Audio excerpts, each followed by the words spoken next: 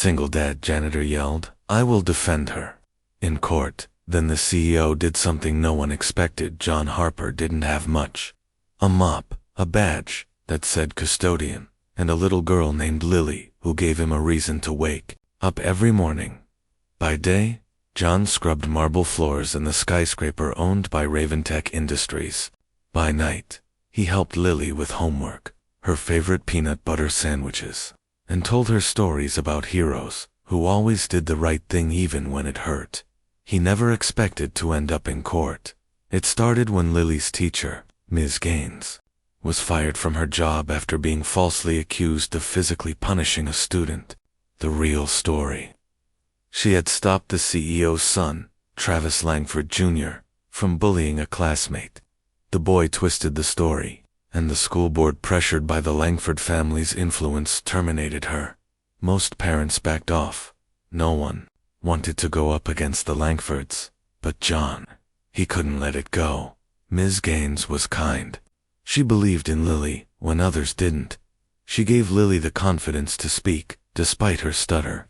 That mattered more than any paycheck, any job, or any fear. So when the hearing came, and Ms. Gaines sat silently, head bowed and hopeless, John stood up from the crowd, uninvited, out of place, but burning with conviction. I will defend her, he shouted, voice echoing across the courtroom. The room froze. The judge blinked. The school board attorney scoffed. Travis Jr. chuckled in his seat.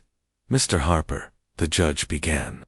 You are not an attorney. I don't need a law degree to speak the truth, John said. That woman saved my daughter's future. You want silence? You won't get it. Not while injustice walks free. Gasps spread like wildfire, and then the unexpected happened. From the back of the courtroom, a tall figure rose, clean-cut, sharp suit, gray at the temples. Travis Langford Sr., CEO of Raventech. He stepped forward. I think I've heard enough, the elder Langford said. Mr. Harper, would you be willing to sit with me privately? Everyone expected a scolding, maybe a firing, but minutes later, the court recessed, and the doors closed behind them. What no one knew was that Travis Langford Sr. had lost his wife years ago and raised his son mostly by distance and money. Seeing John, a janitor who'd risked everything to defend a woman who helped his daughter, struck a chord the billionaire didn't know still existed. I built empires, Langford admitted quietly, but I never built a son with character. John didn't speak, he just listened. Then Langford did the unimaginable. He walked back into the courtroom. His voice was steady, clear. My son lied, he announced, and I failed him. Ms. Gaines told the truth. I'm asking the board to reinstate her immediately, and my son will make a formal apology. The silence was thunderous, and then applause. Weeks later, Ms. Gaines was back in her classroom. Travis Jr. was spending his summer doing community service with John as his supervisor, and John was promoted by order of the CEO to facilities director, with full scholarship benefits for Lily through college, because sometimes the janitor yelling from the back of the courtroom becomes the voice that changes everything. And heroes, they don't always wear suits. Sometimes they carry mops. News of the courtroom scene spread quickly. A security guard had posted a video clip online, just a few seconds of John Harper standing tall, fists clenched, yelling, I will defend her. The clip went viral. It wasn't long before local papers picked it up, then national outlets. Single dad janitor stuns courtroom with brave defense. Raventech's PR team scrambled, but Langford Sr. wasn't hiding. He welcomed the storm. This was never about damage control, he told the press. It was about integrity, and I learned something about it from a janitor. Travis Jr. didn't apologize right away at first. He rolled his eyes and dragged his feet through court-mandated community service, picking up trash and repainting fences. He was paired with John every weekend, and the two barely spoke.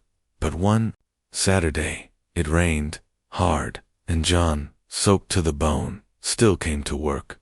He handed Travis a raincoat. "Why do you even care?" the boy snapped.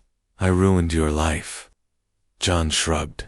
"Nah, you just reminded me how important it is to stand up, even when people laugh." For the first time, Travis looked ashamed. That night, he wrote a letter, a real apology, to Ms. Gaines, to the bullied kid. Even to John, it didn't fix everything. But it was a start. When Ms. Gaines walked back into her old classroom, the kids erupted into cheers. The school board reinstated her with full honors, back pay, and an apology of their own. But she didn't want headlines. She wanted Lily, little Lily Harper, who'd hidden at the back of the class, now sat front row, hand raised, stutter gone, and full of dreams. "You changed her life," Ms. Gaines said to John one afternoon. "But don't forget you're the one who showed her how to fight." One morning, John was called to the top floor of the Raventech Tower, the CEO's office. Glass walls, polished wood, the city skyline stretching for miles. "I've been thinking," Langford Sr. said, "this building needs more people like you in leadership. People who care." He handed John a contract. Director of Campus Operations. Better hours, better pay. Full scholarship for Lily. And Kluski, "I want you advising on a mentorship program for kids like your daughter." John stared at the papers, stunned. "Why me?" Langford smiled. "Because you didn't just clean floors, you cleaned up a broken system." Years passed. Lily grew into a confident young woman, studying education and child psychology. Her college essays started with, "My father once stood up in court and yelled, 'I will defend her.' That moment taught me what real courage is." John still walked the halls of Raventech, now in a tailored shirt and tie, not a janitor's uniform. He made sure every staff member from top to bottom was seen, heard, and respected, and every year on the anniversary of that court hearing, he sent Ms. Gaines a single white rose, because kindness deserved remembering. Some men raised their voices in anger. Others raised them in defense of someone they love. John Harper raised his voice and the world finally listened.